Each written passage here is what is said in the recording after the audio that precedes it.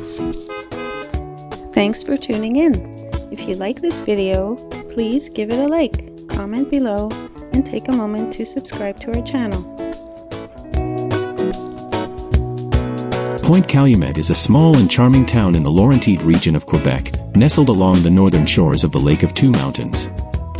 This town is a hidden gem, known for its vibrant summer activities and scenic beauty.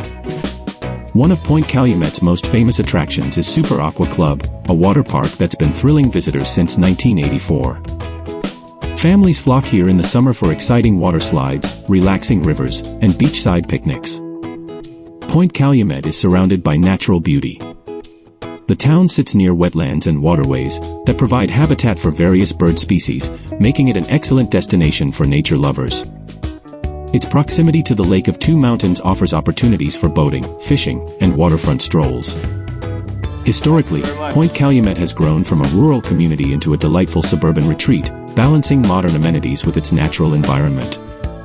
The nearby areas also make it convenient for day trips, whether you're heading to Montreal or exploring the rest of the Laurentide region.